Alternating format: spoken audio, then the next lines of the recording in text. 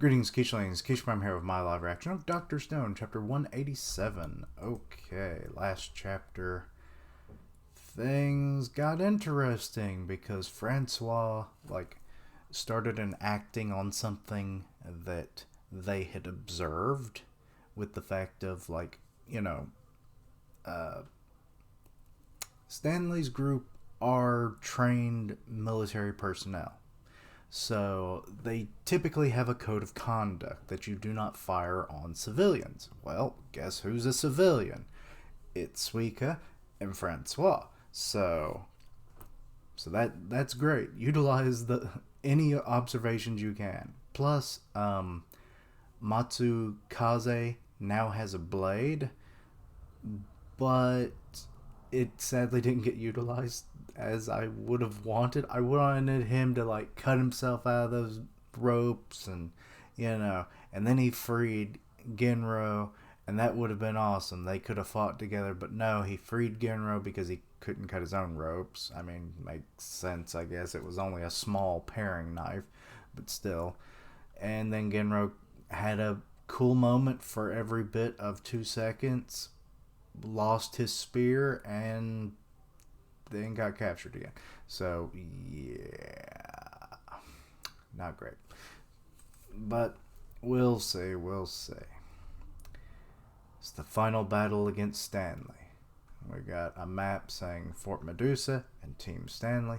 Knowing the enemy's location. Oh, yeah, that was also a big thing. Is that when Francois sent a message that we had split up, that actually was a secret notion also to give away the location of where Stanley was, which was big brain move. So yeah, knowing the enemy's location is key, and we have the edge.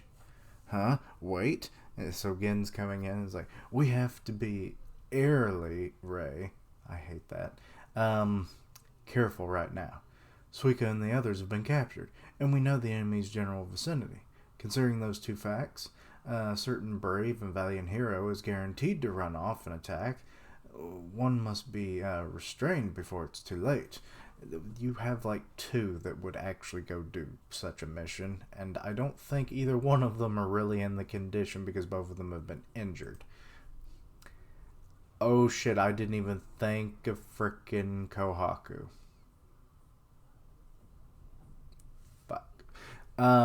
I knew it! Too late! And she zipped off already, and the title is Cyber Guerilla. And that's guerrilla as in guerrilla warfare, so I'm assuming we're going to get cybernetic guerrilla warfare in this chapter. It's not her, necessarily, even though she's been called Guerilla and stuff before. But let's see here. She's dashing through the forest and everything. Huh, it's risky, but might be the best course of action. Am I wrong? No Ryusui. Do you know the full situation? Yep, our path to victory is simple. Activate a petrification device before the enemy shows up. Wait, does she have one? I don't see any on her. So a little preemptive guerrilla warfare is the only way to slow down Stanley's gang and buy us time. Ah, okay, I get it now. Let's see here. For a shot, and we've got Stanley's dudes tracking. Francois and Suika are crap. It's so scary how good Stanley's people are. Our footprints aren't even that deep. And if they follow the trail, our footprints will lead them right back to everyone else. Up, and here comes Kohaku. She's up in the trees above them. Of course, since I know the general area and route the enemy's taking, my eyesight makes it a cinch to find them. She's like the predator. Hiding in the trees. Shoot him, Arnold. That's about what it's like. You've got the commandos in the Predator movie versus the Predator who's camouflage, like has like all the advantages of like just stealth and everything. And I mean, she's really good at that. Plus her speed just helps along with that, and her eyesight, so she can keep her distance but keep you within sight. So it's like, it's very much that. I love that. Let's see here. But how? The soldier in front is checking for wire traps. Oh, I've never actually seen someone do it like that. Okay, that's kind of cool. He's got like a... Ooh, excuse me. He's got like a string or something with like a little dowel rod on the end. Just behind him, the leader is keeping watch in front and overhead. Their comms man is guarding their flanks, and another is monitoring the rear. Not a single member is out of place, and they're moving while maintaining strict gaps between them. They don't have a single opening to exploit. You know, this is very much like frickin' that one part in Naruto when they went to go like find and retrieve Sasuke, and like, you know, Naruto was part of like a 5-man squad, and it was very much the same alignment. I love it, because it was like it covered all the bases, and they're doing the same. They don't have a single opening to exploit. She's like got X-ray vision, it looks like, going on. Oh, Tsukasa and Hyoga. Okay. Actually, which is kind of funny. The Hyuga, and, you know, Neji was part of that group in that arc, so it's like, I love those fights. Even the spider one, surprisingly enough, until he summoned the damn mother of all spiders. Yes, we're facing combat professionals from the 21st century. Tsukasa?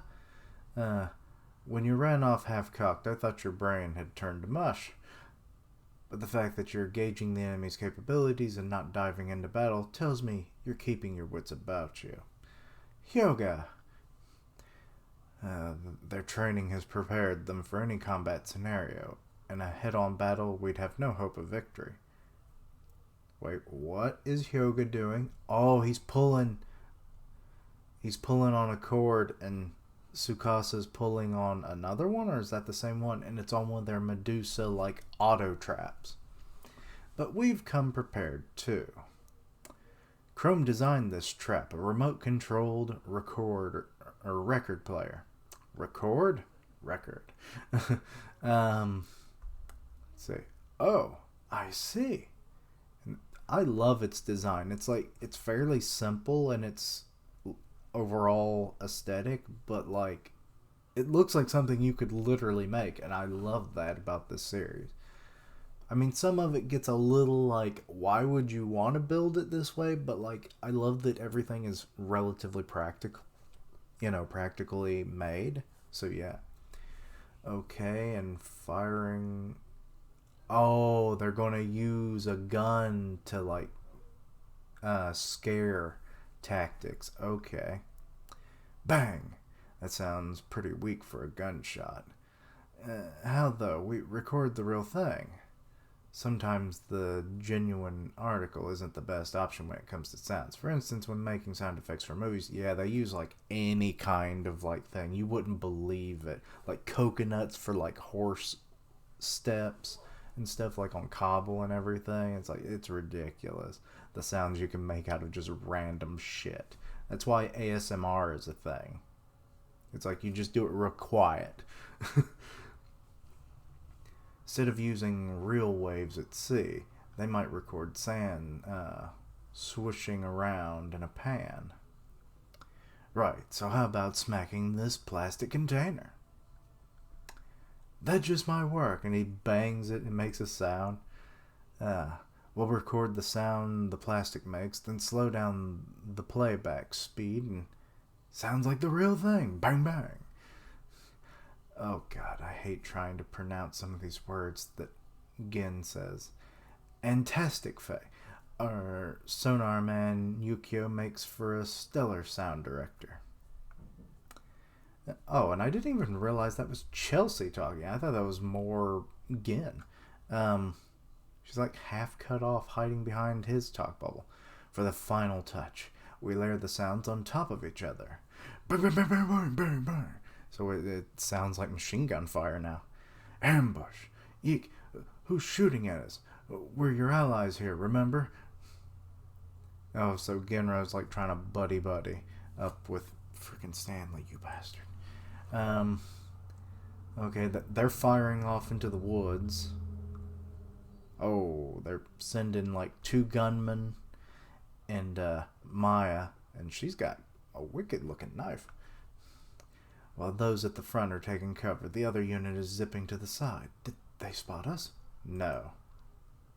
They're pros, so they're probably deduced that our gunfire is fake. These soldiers stay behind and pretend to fight back, drawing our attention. Oh. Well, it's great that you at least saw their tactics regardless, but they're not so naive to believe that we pose no threat at all. So they respond to the ambush just as combat theory dictates, while these other ones take a detour to attack the enemy. Then this is our chance to rescue Suika and the others. What?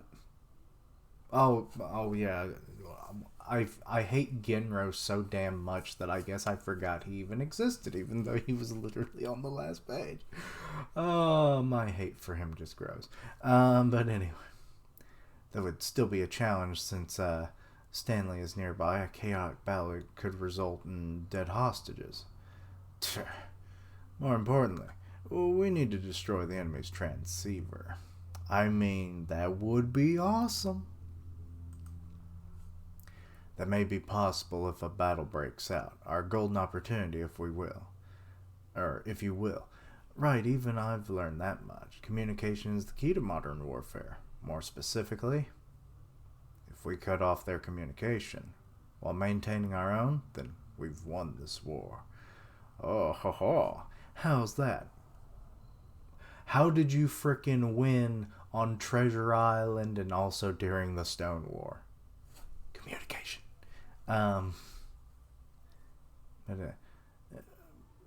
Please think about it for a moment.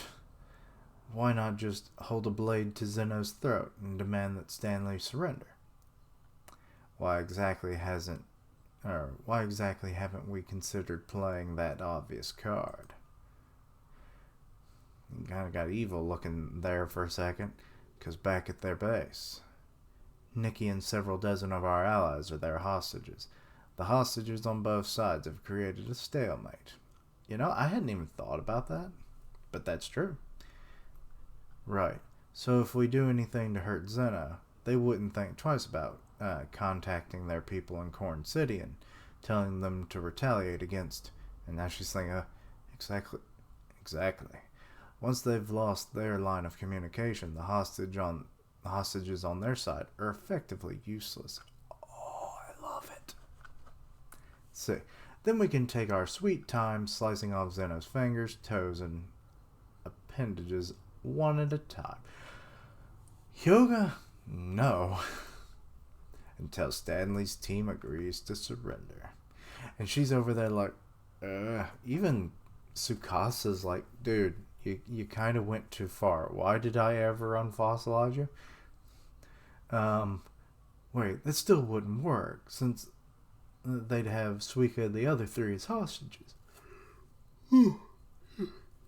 But they still need big brain Zeno, so all of our lives hang in the balance. If forsaking 4 could bring about victory, then it's an option that must be considered. Oh god, no. Nobody ever dies in this series, but like, good lord, man, don't even try that. Huh. Like we'd ever go along with that plan. She's like, kind of like, I'll stab you first. Whether or not we go with that option, it still remains on the table. Think of it from Stanley's perspective. If his transmitter is destroyed, his team will have no choice but to drop everything to repair it. We'd be causing a significant delay. Yeah, if that's our goal here, then I'm on board. Okay, so there is the split off team. What's wrong, Maya? She stopped in her tracks. Not sure. My instincts are the All-American Women's Division MMA champ. She Wait, has it been said that she was then or a women's MMA champ? Like that's awesome. Are telling me something. She's like, smell that. Sweet Jesus, that face. Found you. God, she reminds me of Crone from the Promised Neverland. Uh oh. She. Uh-oh. What's happening? Why does she look like she's transforming? She's a bulky woman.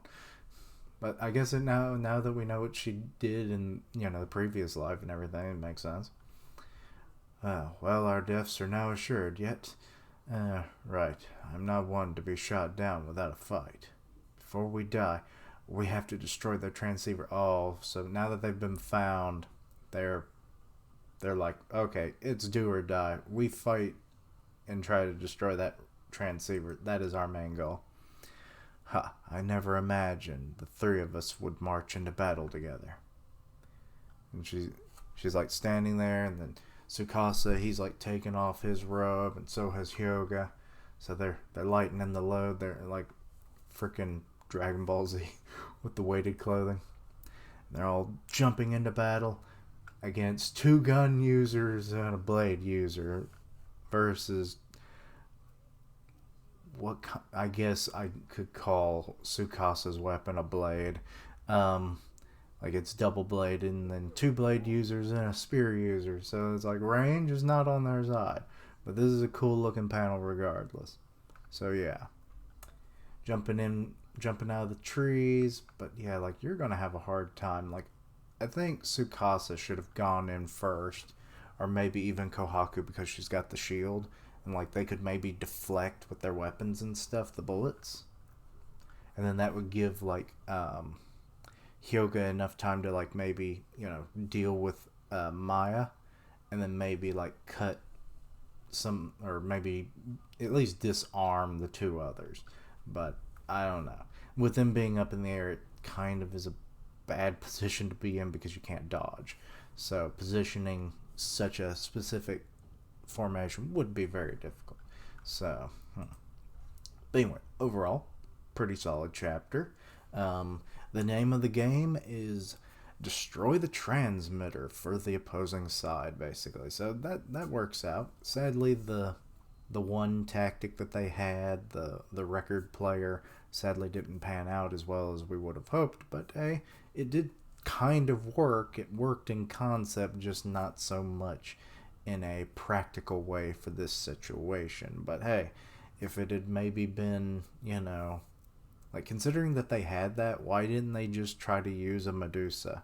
I know they're like trying to piece one together. Maybe they wanted to keep their one working one back at the base for worst case scenario, but like you literally could have maybe just done that, and then you would have had like revival fluid back at the base, and then and then maybe kind of keep your wits about you just in case any stragglers had made it out of the radius that you had set. And then, yeah. I feel like that might have been the better option, but so be it. It would have probably taken some time regardless, and who would have known if it would have worked out or not, but still.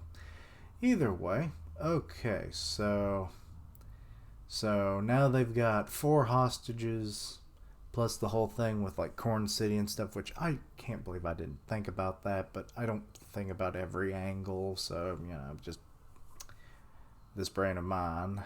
Sometimes I'll think of the weirdest angles, and then sometimes I don't think of the most obvious ones, But either way, so this is going to be an interesting confrontation. It's 3 versus 3. And I do look forward to it. I hope things go well. So yeah. Also, creepy freaking Maya face. Like, good lord. But yeah. So we'll see how well the hostage situations and stuff work out. The transmitter being the main target. But still got to get through this fight with 2 gunners and a MMA fighter. So like that's crazy. So yeah.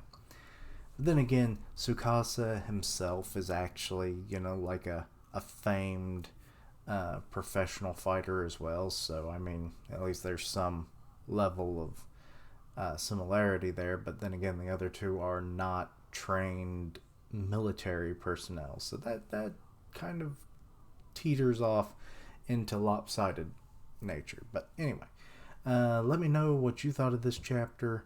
Anything I misunderstood, please let me know down below. Check out my other content, see what you like, suggest things for the future. Also, sub goal now is 500. So yeah, help out if you can. Links down below for all my social media so you can keep up with my content and have ways to contact me. I stream on Twitch where I do gaming, and I'll tweet out when I go live. Part of the One Punch Man podcast on Grim Reaper's channel, so go check that out. And as always, thank you for watching. Like, comment, and subscribe. And until next time, Keishlings. 3-on-3 big battle coming our way. Love to see it.